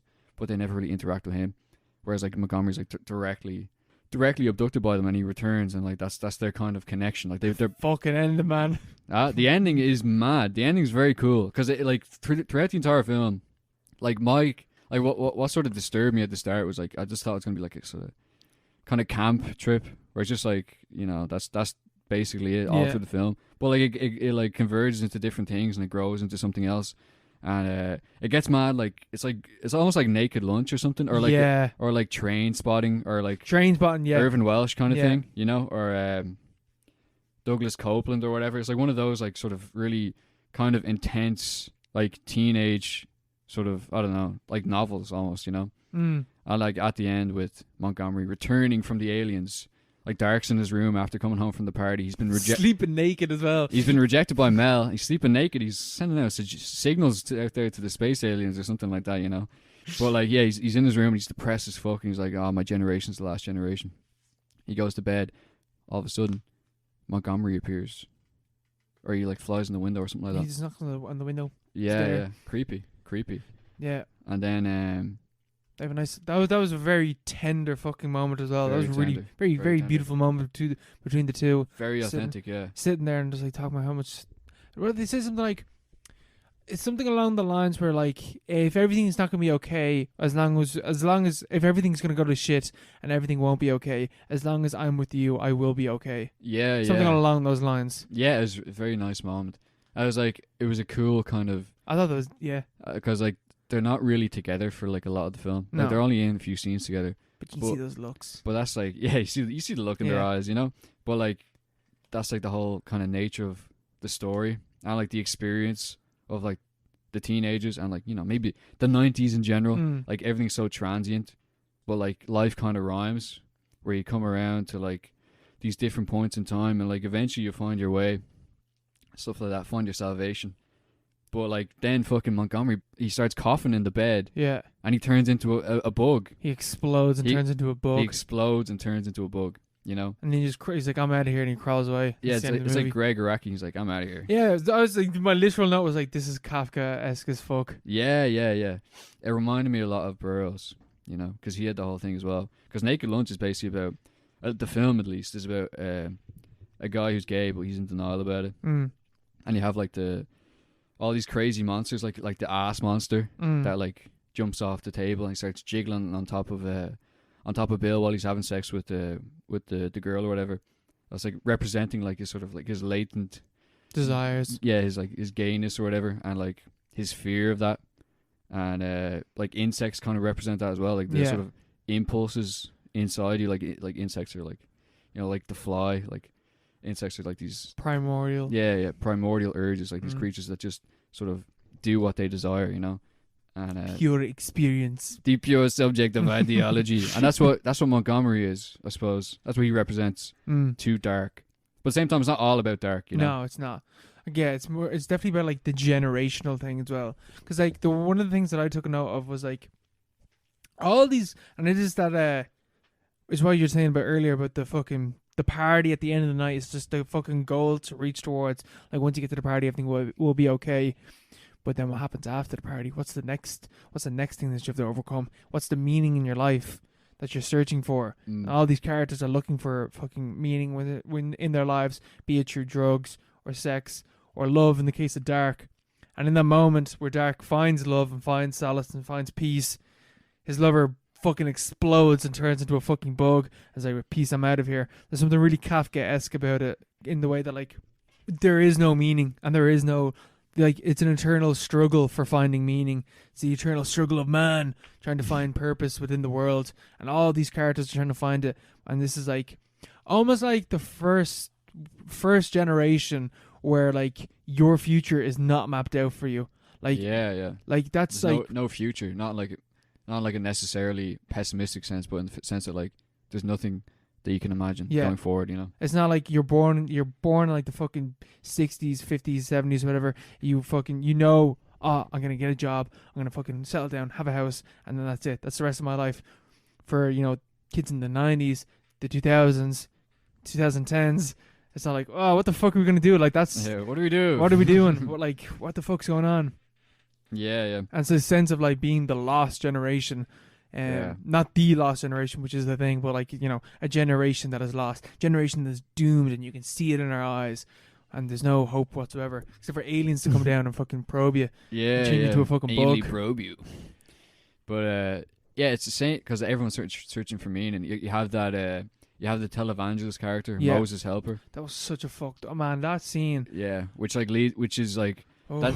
He's kind of like a. He's like the totem that. That sort of like two suicides revolve around I him. have their Egg and Egg, yeah. and Bart. That's their names. Egg and Bart. And Poor Egg. Egg was friends with Mel and Lucifer, I think. She was surrounded with two other people. Yeah, two of them. But like, yeah, she went off with this guy. This guy walks in. He's like, hot. No, she's taking a shit or something like that. She's taking a piss. She's taking a piss, and this guy walks in on her, and she's like, oh, and he's like, oh, and he walks out. But then she's like, oh, are you in Baywatch? And he's like, yeah. And he's like, there's like this hunky kind of like... Content warning. Oh, yeah. He's this hunky kind of like lifeguard, just like dreamboat, Aussie accent. And they go off on a walk together. And everything's like, it's like really, like it's a really weird setup, like to walk in on a girl when she's pissing. But like, it's like, oh, this is all right, you know? It's like a bit like kind of sweet, And but like, there's no hint that there's anything really that bad about it or anything creepy happening. Especially within the context of the film, because it's all lighthearted to an extent, or kind of poking fun and stuff. But then like they go back to his gaff and like he brutally rapes her. But the thing is, the guy who's a Baywatch actor, like that's who he is. Yeah. He's playing himself. Yeah. He was actually in Baywatch. He actually is Australian. And he's playing himself. He's playing himself in the film, like as a brutal rapist, and like not the star, like not the character from Baywatch, like the man himself, the actor. Yeah. He's the actor from Baywatch is in this film. I don't know why he agreed to do this because he comes off as like this insane psychopath. And he brutally rapes Egg, and it's so fucked up. That's really fucked up. Yeah, and then the other character as well that's getting all fucked up is Bart, who's this drug addict who's going through it's like really fucked up S&M experience where like they're ripping off the fucking his nipple piercings, and he's like not doing good at all. But you can tell as well, and like it's really well conveyed by Ariaki, I think, that like you can tell that there's shit going on before the film that has led Bart to this moment, but you're not privy to it. You don't know anything that's going on. Maybe because this is the final part of a trilogy. Maybe that's in the other two parts, but I think that they're completely separate. I don't think there's any, because James Duval stars in another one as well, but he doesn't play Dark. So I don't know if they tie in together. I think they're just like a trilogy of films that have like the basic similar themes or whatever. But like there's shit going on with Bart beforehand that you're not privy to, and he comes home and he's talking to his parents, and like you can't understand what his parents is saying, and like it's this weird moment where there's like, oh, he's like so fucked up and he's so like traumatized from everything that's going on inside his head. He's so depressed mainly, and he's like trying to find pleasure through like extreme drug use or extreme sex, but it's damaging himself. And then he walks into his room, and his room has all these writings on the wall, like just like, I don't know, I can't remember what it said. But like I'm sure it did say something. I didn't take a note of what it said. I'm sure it says something. But then he sits down, and at the same time, Egg is also sitting down, and they watch the televangelist, and like it was really upsetting because he's just saying, you have meaning, you can do this, or he's like, say it, you're with me, or something like that. And they're both like, I'm with you. They're trying to find some form of meaning in all the fucking pain and hard that they've gone through. All they can find is just this hack on TV going, Jesus loves you, It's all for something. Yeah. And then they both commit suicide.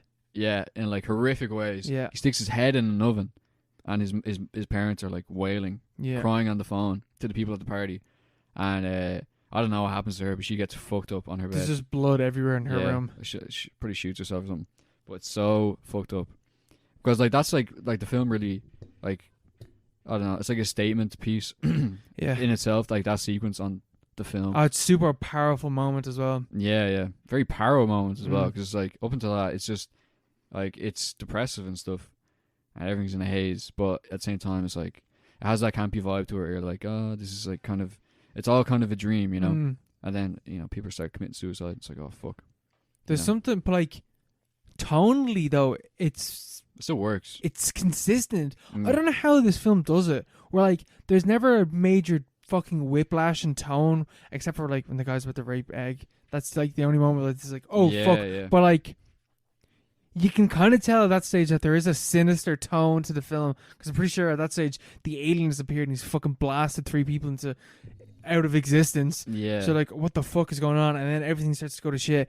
And then like it kind of keeps building in the momentum where you're like, it feels like there's always something bad that's gonna happen, and nothing like obviously like like after the suicide and the rape, like after all that stuff, you still feel like, oh, it's building towards something bigger, and that something bigger never really happens too dark, because he's the main person that we follow along until like the last few moments, and his fucking boyfriend explodes into a fucking bug and he walks out the room. Yeah. It's like, what the fuck is going on? And you're just like left with this like, what is going on? Yeah.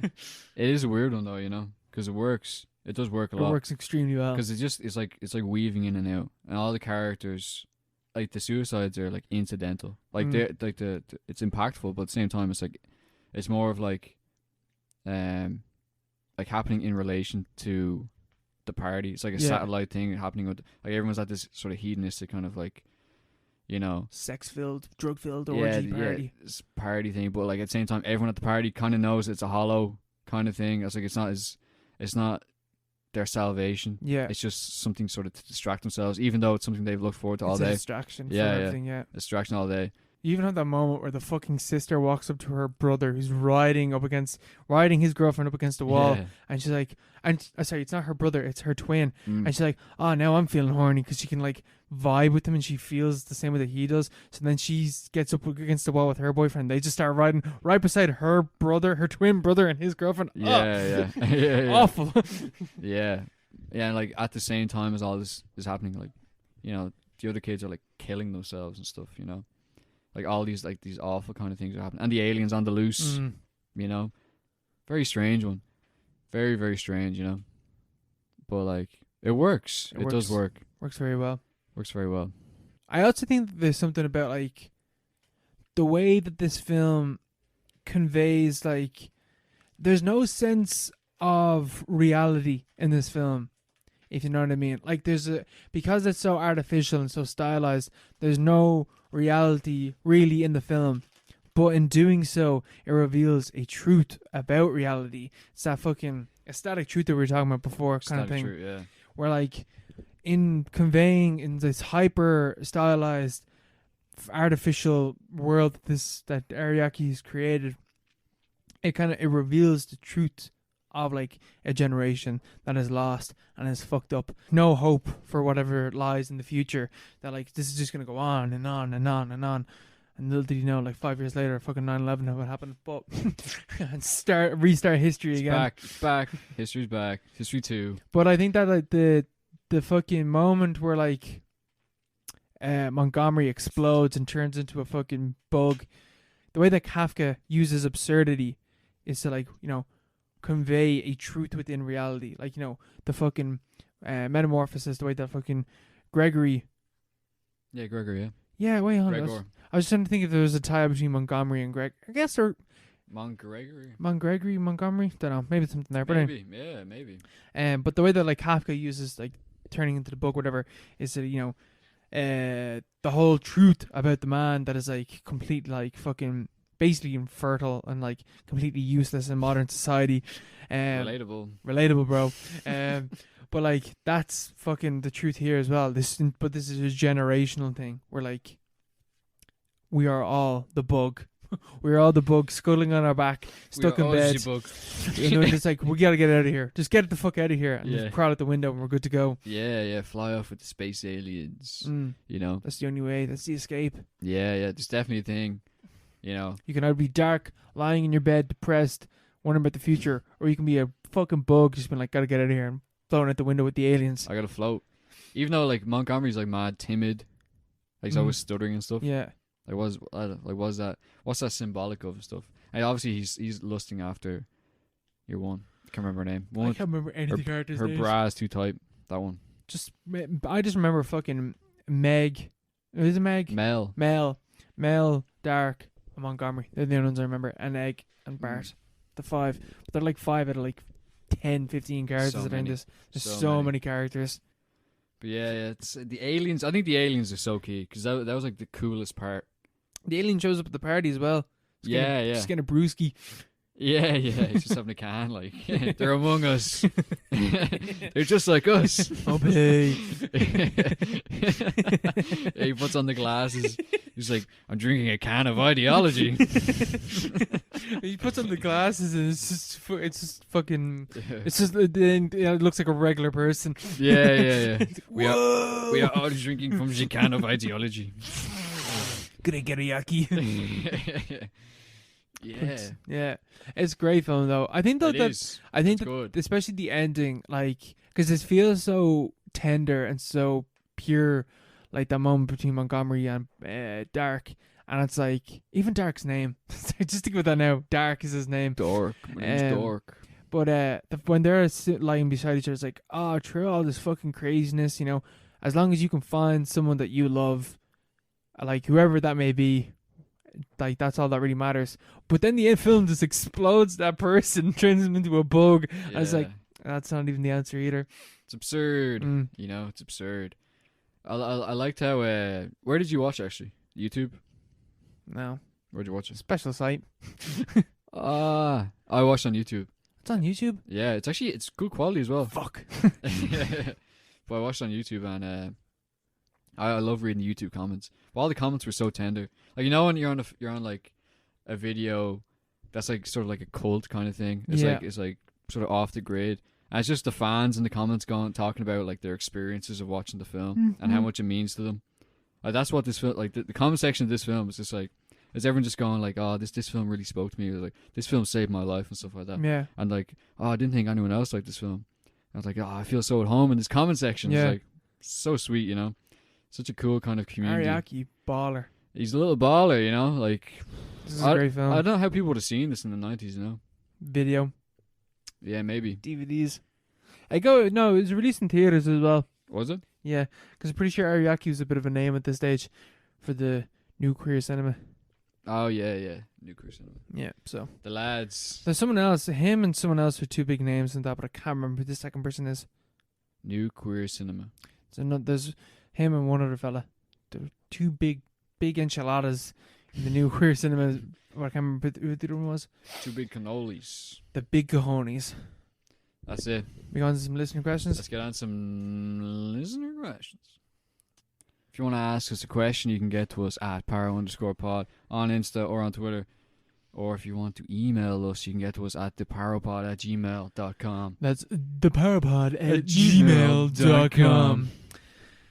Alright, Love first one coming in from Emily, and Emily is asking, or more so telling us actually, is Robert De Niro's best role the gay pirate in Stardust? The only answer is yes. Yeah. The gay pirate. Yeah. The Irish accent on it. He's a gay pirate. Oh, absolutely. Forget about Taxi Driver. Forget all these sad white men. Yeah, forget about, Joker. Think about whatever his character's name I is. have no in idea what his Stardust. character's name was. Gay pirate. Gay pirate. Yeah, something like that. So, Yeah. Because Robert De Niro is one of those people that have been typecast as well, or typecast. yeah. He's always a gangster, or he's always, a serious man. Yeah. He's And always, like a father figure. It's like, oh, that's a joke in Little Fockers. It's like, oh, he's so serious, he's so scary. But it's like, that's the characters he always plays. yeah. This is for comedic. And then all of a sudden, little kind of, it's not really a cameo, but like a side character in Stardust. He's this really gay pirate that likes to cross dress. And like, good for you, Robert De Niro. Way to fucking expand your range. Yeah, that was such a weird film. It's such a weird film. It gave us "Rule the World" by Take That. Fucking June. What a song! What a fucking song. An amazing song. Amazing film. Yeah, but yeah, Stardust. What do you think of Stardust? I haven't watched it in years. Same. I didn't really like it though. I wasn't a big fan. I didn't like it when I was younger, but, that was alright. Could be alright now. You never know. Could be alright now. Could be a recommended film for the week. Could be. Probably not. Definitely not gonna be. But yeah. I mean, what do you think Robert De Niro's best role is? Besides the gay pirate? Besides Stardust, his best role. I I don't even know. What's he in? Like Godfather Part 2, Taxi Driver, Like- Irishman, Irishman. Yes. Casino, See, I haven't actually watched a lot Heat. of those. Haven't seen Heat. Haven't seen what you call it? Fucking thing. The other one you mentioned. I haven't seen Departed in ages. He's in that, isn't he? No, Jack Nicholson's in that. He's not even in it. See, I don't even know. Yeah. I'm so clueless. Favorite? I think he's great in Meet the Fockers. The dynamic between him and Dustin Hoffman is just amazing. It's on point. It's on point. It's as good as any fucking bit with him and Al Pacino. Yeah, Al Pacino. Yeah, it's like, forget about it. Godfather Part 2, he's good in that, but it's like, what's he doing? Yeah, he He's plays just- similar characters and everything. He's just like, I'm a serious Italian American, So it could be in Sopranos if he wanted to be. He Fit could have right been. in. He could have been, yeah. Wonder he wasn't, He pretty much takes every role, it seems. He took Little Fockers. He'll take anything. Yeah, I think he's in like financial trouble or something. But yeah, that's why he takes everything. But I can't remember what else he's been in recently. Because he's basically the same. He is basically the same character in Heat, in Casino, and there's another film in the 90s where he basically plays the same character. Mm. But I can't remember. There's a third one. Mm. Oh, he's in what's it called? He's in Cape Fear. He's good in that. Yeah, But Cape Fear. Yeah. He plays. He's like, oh, I'm a threatening rapist, and I'm gonna, fuck everything up. He's just a scary guy. That's not really a great example. He's great in extras. Is he in Extras? He's in extras, and there's an episode where Stephen Merchant, Deer Hunter as well. Sorry. Deer Hunter, yeah. Stephen Merchant's character, he's like his job is on the line, and Ricky Gervais is like, you're terrible, and you're like putting me down all the time. Like, you're gonna be sacked. I want to find someone better. And so he goes out. And Stephen Merchant's character, like all through the series, the joke is he's completely incompetent, and he just spends his time hanging out with a guy from EastEnders, Barry or whatever. Yeah. And he goes off and he actually does some work, and he gets Robert De Niro. He gets a meeting with Robert De Niro, sit down, and he calls up Ricky Gervais, and he's like, "Here, I'm here with Robert De Niro." And Ricky Gervais is like, "Sure you are, yeah." And he just like hangs up, and then it just cuts to him, Stephen Merchant, sitting with Robert De Niro, who's like at that stage the biggest actor they've had on, like, because they have guest stars every episode. Yeah, but this is the biggest This is dude. by far the biggest. You wouldn't believe that they actually have him. He's just there sitting chatting with Stephen Merchant. They watch funny videos on his phone, and then he calls me 20 minutes later. Calls Ricky Gervais again. He's like, "Yeah, we're down the club at Rob with Bob De Niro," and he's like, "Really?" And he's like, "Yeah," and he puts him on the phone and stuff. And he's it's just a funny image of Rob De Niro and Stephen Merchant in the club together, But like, Steve Merchant, what a man. he's funny guy. I forgot. We're forgetting as well the Goodfellas. He's also in Goodfellas. Remember that movie? Is he? Yeah, he's one of the mains in Goodfellas. Yeah. Goodfellas is class, to be fair. Yeah, Goodfellas is class. Goodfellas, I'm gonna say Goodfellas is best. But fucking Dexter. Deer Hunter's amazing. Deer Hunter as well. Also fantastic in that. Another series man though. Always the series man. King of Comedy. Oh yeah, I'm gonna go King Comedy. Yeah, King of Comedy. Yeah. That's an amazing film. A lot of range there as well. Yeah. 'Cause he's so pathetic. Yeah. It's like the opposite of his usual character. Yeah. I'm gonna go King Comedy. Yeah. Do you want to take Linda's question? And Linda's question is, My mom. is when will you review Shaun the Sheep movie? Genuine question, as it's amazing. I watched it last night. They said it was very good. Oh really? Yeah, they said it's really, really good. Yeah. Stop motion, man. I've never seen it, but I did hear it's like Paddington. Remember when Paddington came out? Everyone said it was amazing. I haven't seen it, but like it's one of those like premium shows, Yeah. like BBC kind of thing, where like it makes sense that it'd be really good, Yeah. Yeah, they got the budget. Mm. Yeah, because, man, stop motion as well. I fucking love stop motion stuff. Wallace and Gromit stuff. Wallace and Gromit is amazing. Chicken Run. I went through like a period just a while ago, just watching all the watching all of the Wallace and Gromit fucking shorts and all that stuff. Yeah. Very good, man. They're really, really good. I remember seeing Wallace and Gromit and the Were-Rabbit That film's great. in cinemas, and it was an one of the best I saw it in cinemas experiences. as well. So in cinema good. I've ever had. It was scary, so Yeah, scary it at is the time. Yeah. Fucking 5-year-old me shitting bricks because Yeah. a giant rabbit just fucked up this dude. Yeah, that was so good. That's actually a really good film. It is a good film. I actually Great want to watch spoof that again. film as well. Yeah. Spoof the werewolf films. Is that on Netflix or anything? Yeah, I think it I is. feel like it would be. I feel like it's on something Mm. accessible. Yeah. Surprised Disney hasn't bought up all those yet. Wallace and Gromit, they fuck it up. Extended universe. Not you know? not even the Wallace and Gromit stuff. Just the Aardman. just Aardman in general. Have all them on Disney. Mm. Do you remember they did something in an adventure with pirates? What was it called? Oh yeah, And it was shite. It bombed, and they haven't really made anything since. yeah, Something Scientists in an Adventure with Pirates, I think it was called.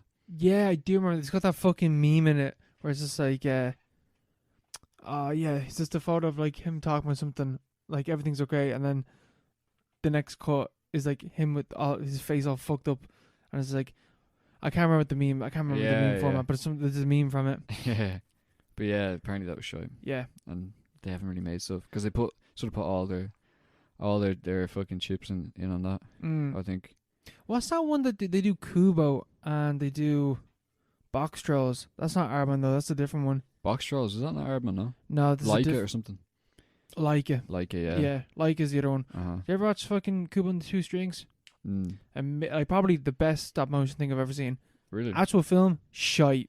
Boy, just good stop motion. The script is fucking awful. Oh, shit. The story is so fucking bad, but the stop motion is amazing. What's the story? Oh, a young boy goes off and fights a fucking dude. Kubo and the Two Strings. Terrible title. Gets a monkey and a beetle. It's got Matthew McConaughey in it. What the fuck? I can't remember who voices the monkey. Shite. They need Really better script generic. writers. I literally can't remember the story to that film Yeah. at all. But good stop motion. Amazing stop motion. Best stop motion you'll ever fucking see. Yeah. Sure, look. A lot of effort into them, you know. A lot of A effort. lot of effort. But then my mum was saying that in Shaun the Sheep, like, there's a moment where the sheep are on a bus and just all the detail in the background is amazing. Like, tiny, like sets, man. Stop motion. Yeah. Fucking, that's why I think Fantastic Mr. Fox is one of the best for that. Yeah, a lot of detail in there, you know. So much detail. Yeah, that was one of those things where, like, you have to... It was, like, perfectly suited to his aesthetic. Yeah. To his style, you know. Because it's all... Because, you know, the form itself is aesthetic. Yeah. And formal. You know, it's like... It works. It works. It works. You know what they should do? A Pingu film. Yeah. Pengu, remember that fucking dude? Yeah. He was a king. Pengu was a king. He's like the Mr. Bean of the stop motion world. He's a little fucking Play-Doh dude as well. Yeah. Little Play-Doh penguin. Used to love him. Play-Doh penguin. Fucking philosophizing and shit. Yeah. Play-Doh. Oh, yeah. Shaun the Sheep. I have to give it a watch. Yeah. With Paddington as well, but I don't know when you get the opportunity, Paddington 1 and 2. Paddington 2, greatest film ever made. Paddington 2. Yeah. According to Rotten Tomatoes. That's a bit much, like. I don't know. Paddington. Yeah, Paddington 2. Yeah. Specifically Paddington 2. That's bizarre. Yeah. I never heard that. I heard the first one was great, but like. Paddington 2 is apparently better. I don't know if I could watch 2 hours of Paddington. I don't think I ever really watched Paddington. I had the books. I had a fucking picture of Paddington on my wall when I was a kid, and that's the only interaction I've ever had with Paddington. That's it. This little Fuck painting of him. Paddington. Fuck him. Little blue cunt. Jacker wearing fuck. Yeah, little fucking Mac wearing dope. Marmalade, get the fuck. But yeah. Alex is asking, what are your thoughts on writing? Have you guys ever considered writing a script before? The answer is yes. Yeah, I thought about it. Absolutely. You watch a film, it's really bad, and you're like, You could do this. I could do this. You're a really good writer, Mark. I'd love to write scripts. I've had a go at writing scripts before, Mm. you know, all the formats and stuff. But like, it's all dialogue based and stuff. Dialogue's hard. It's a lot of structure involved. Very different to like writing prose and stuff. But even you would you write prose and stuff like that often? Not often, no. Not these days. I've Yeah. sort of plumbed that well, you know. I was trying to do that stuff during lockdown. Yeah, I tried. Did a bit of writing. I submitted a few things, but they didn't get accepted. So I was like, "Fuck that, it's over." Fuck this. The dream's over. You know, if you ever try J.K. something, Rowling, bro, she got denied Yeah. 5 times before she got picked up. and her book is still shy, you know. But you know what they say, like if you try something 2, 3, 4 times, it's best that you give up after the 4th time. Because it's not gonna happen. No. But I don't know, Jeremy Saville fucking made these films. So. Yeah.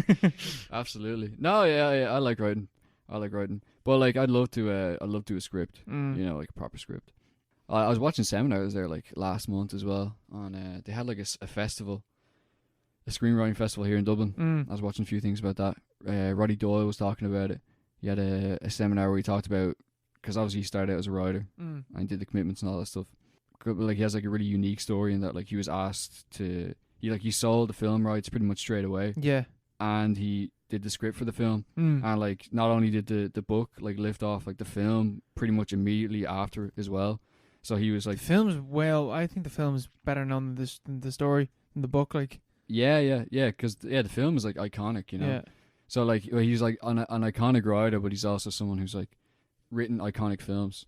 So he's like, he was out of work as well for like 10 years. He was saying, like, he found it hard, even though he's probably like one of the, you know, the eminent Irish script writers of the past, like, you know, 20 years. Yeah, the past 30 years, like, you know, since Beckett died or whatever. Yeah.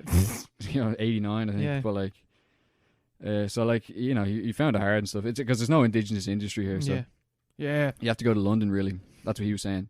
But it's very cool kind of concept, you know, scripts. But like, you know, it's all very industry oriented. Yeah. You know, we could definitely do an amazing script if someone commissioned us. Bro, I'll tell you some ideas, but I'm never gonna write. Man, every time I write, I'm just like, this is shit. This is awful. Yeah, you And gotta I know get through it. Yeah, I know that's the thing with writers, but like when I read it back, I literally read it like there's no flow to my writing or like style that like flows nicely or whatever. Which is why I think that I prefer podcasting, because it's like once I speak, there's no editing involved. I can't go back on what I said. Yeah, it just flows. It just flows. Nah, but you got a style of speaking as well. You got a voice, you know. Mm. Just got to put it on paper, I think, you know. Yeah, it's still Get got that. all the shite out. Reading. Yeah.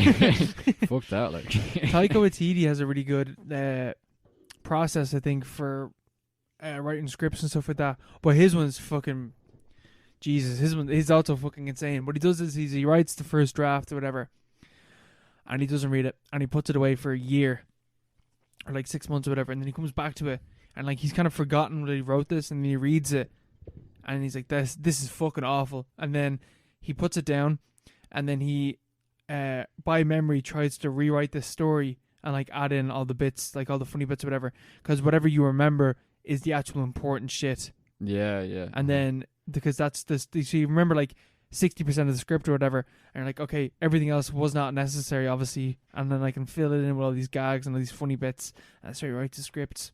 Yeah, that's a good shout, you know. It's arduous though, fucking hell. Hindsight, you know. Yeah. Like, ever go back and look at your thesis or your dissertation? Man, Yeah, I know. I looked at. I had to look at it once. I was like, Yeah. oh no, please. But like, if we rewrote it, it would be like, right now we think it's amazing. You know, benefit of hindsight. If the longer you leave it, the better it is. But at the same time, you have to know when to quit. Yeah. You have to know when to fucking, you know, be like, fuck this. I can't do any better than this. This is the thing Leave though, it like if I open up my fucking thesis and I read the first fucking sentence or whatever, I'm like, oh fuck, no. Like immediately I'm just like, the style of this writing is fucking awful. Yeah. I just hate reading things that I've already written.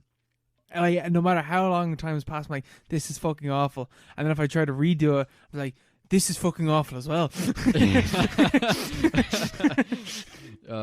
Yeah, like I have that, but like at the same time, I remember I was looking back through back at the start of lockdown. I was trying to get stuff done, trying to like, you know, because this is when like this is almost All the like time, the it's world. almost like it's like a summer holiday. You're like, oh, I have to take advantage of this. Yeah. Little did I know I'd be gone for another fucking 15 months or whatever. And then you started a podcast. And then I started a podcast. I had no more time, you know. But like, yeah, I was trying to like start writing things, and I was looking back on like all my old stuff, because I have like an old laptop from when I was like, which I got in like 2012 or something. So I have stuff that I've written like since I was like 14 or whatever. I was looking back on like that, and I was like, I was almost better then than I am now.